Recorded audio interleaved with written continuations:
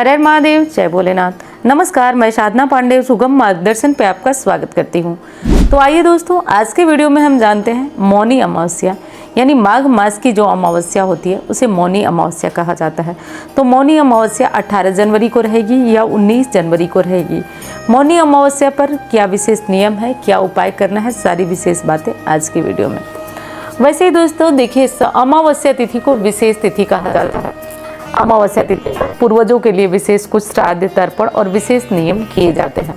अमावस्या का नियम पूर्वजों की आत्मा को तृप्त तो करता ही करता है, हमारे जीवन में सुख समृद्धि और परेशानियों से हमें बचाता है। माघ मास की जो अमावस्या तिथि है वो विशेष हो जाती है हमारे पूर्वजों के लिए।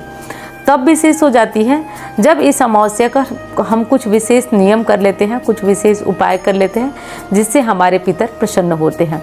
और देखिए दोस्तों, इस अमावस्या को मौनी अमावस्या भी कहा जाता है, यानी इस दिन मौन रहकर स्नान करने का अपना अलग महत्व है। सुबह सवेरे आप चाहें तो गंगा नदी में जाएं। अगर गंगा नदी आसपास नहीं है तो आप गंगा जल डाल करके भी अमावस्या का स्नान कर सकते हैं, या यदि आप अमावस्या का स्नान गंगा जल डालकर करते हैं तब भी आपको शुभ फल की प्राप्ति होती है। तो अगर कहीं नदी वगैरह में जा सकते हैं तो मौनी अमावस्या का स्नान बहुत विशेष होता है। आप गंगा इत्यादि नदी में जाकर स्नान करिए। उसके बाद क्या करना है कि स्नान के बाद कुछ चीज़ें दान ज़रूर करिए, क्योंकि विशेष होता है दान करना। तो संभव हो तो आप दान करिए। स्नान के बाद दान करना विशेष होता है, तो स्नान करिए, दान करिए, होती है और हमारे पूर्वजों की आत्मा को शांति मिलती है, पितरों को तृप्ति मिलती है। सबसे पहले तो आइए जानते हैं कि अमावस्या कब पड़ रही है। तो दोस्तों, इस बार जो है अमावस्या तिथि प्रारंभ हो रही है 18 तारीख को। 18 तारीख को सुबह प्रारंभ हो रही है और 18 तारीख को मतलब रात में 18, 17, 18 की रात को ही प्रारंभ हो जा रही है और 19 की रात को ख़त्म हो रही है।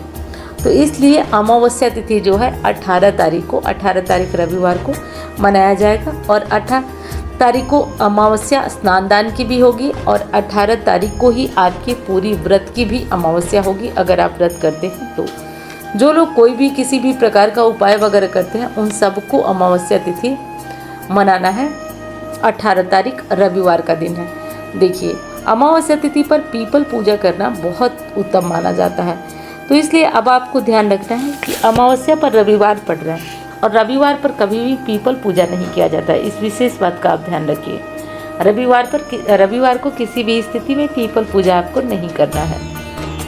अगली क्या चीज़ है जो आपको ध्यान रखना है, तो दोस्तों देखिए, अमावस्या तिथि पर अगर आप नदी, तालाब, सरोवर में स्नान कर रहे हैं और महिला हैं तो आप बाल धोकर बिल्कुल स्नान कर सकते हैं। परंतु अगर आप घर में स्नान कर रही हैं तो आज रविवार का दिन है, प्रायः महिलाएं अपने सारे काम खत्म करके और रविवार को बाल धोकर स्नान करती हैं। तो ऐसा नहीं करना है आपको, किसी भी कीमत पर आज बाल नहीं धोना है आपको। ये विशेष बात है जिसे ध्यान रखना है। पीपल पूजा नहीं करना है और बाल नहीं धोना है। तो क्या करना है आपको? करना ये है कि आप हर स्थिति में, हर सूरत में आपको कुछ विशेष कार्य करना है। जैसे आप कुछ चीज़ें बना लें, कुछ खाने की चीज़ बना लें। माघ मास है तो तिल के लड्डू वगैरह भी आप ज़रूरतमंद में अगर दान करते हैं तो माना जाता है कि आपके पूर्वजों की तृप्ति होती है, पूर्वजों की कृपा बरसती है। तो ये सारे कार्य आप कर सकते हैं। और दूसरी चीज़ है कि अमावस्या तिथि में स्नान दान से भी जो बड़ा कार्य है वो होता है दोस्तों, कि अपने पूर्वजों के लिए कुछ दान निकालना।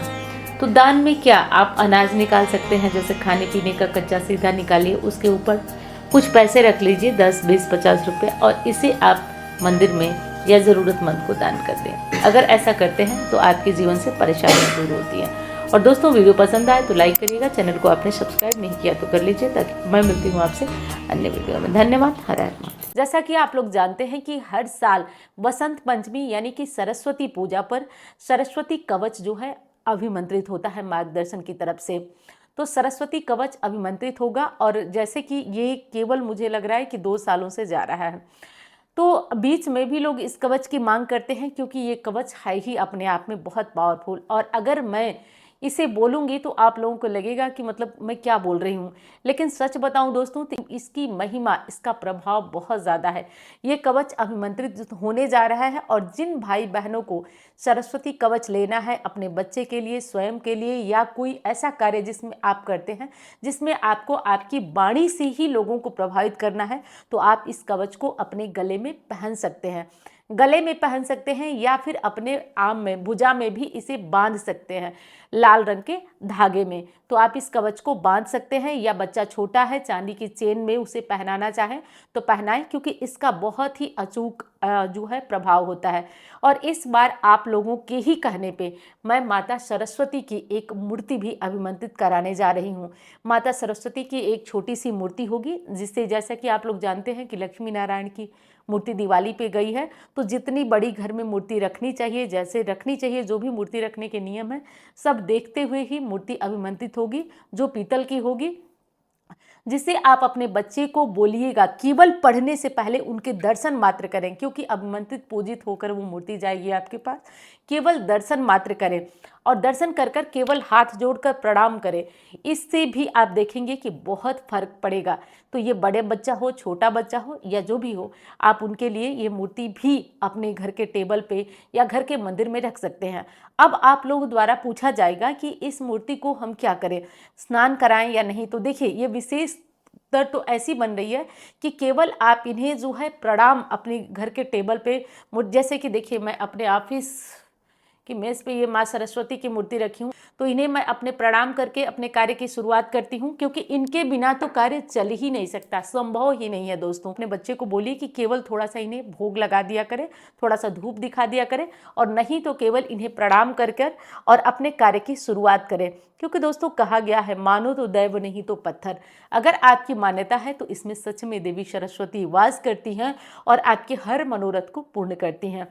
अगर आपको इन वाराणसी में आना है, जैसे सरस्वती कवच अभिमंत्रित, वैसे तो 3 दिन की प्रक्रिया है, 21, 22 और 23, लेकिन 23 तारीख को मुख्य हवन आयोजित होगा। तो जिन भाई बहनों को आना होगा वो वाराणसी में हवन में शामिल हो सकते हैं, और जो लोग नहीं आ सकते हैं दूर से, वो लोग अपना नाम जो है और अपना गोत्र लिखवा देंगे। नाम गोत्र तो वैसे सबको लिखाना है, और ऑफिस नंबर पर आप ये जो सरस्वती कवच है, सरस्वती माँ की मूर्ति है, आप इन्हें लेने के लिए बुकिंग करा सकते हैं। जो ऑफिस नंबर है इस पे बुकिंग करा सकते हैं। रही बात कि बहुत सारी आपकी दुविधा होगी कब पहनना है, कैसे पहनना है, तो वो मैं आगे की वीडियो में आपको बताती रहूँगी। और एक चीज़ और आपको बता दूँ कि ये जो सरस्वती कवच है वो मैं 2 सालों से दे रही हूँ, और 2 सालों से मतलब इसकी साक्षी तो महादेव हैं कि इसकी लोकप्रियता कितनी ज़्यादा बढ़ती जा रही है। लोग बीच बीच में ही मुझसे मांग रहे हैं। तो जो लोग लेना चाहते हैं वो ऑफिस नंबर पर संपर्क करिए और पहले ही नाम लिखवा लीजिए, ताकि आप जो लोग इच्छुक हैं उनको ये चीज़ें मिल भी जाए।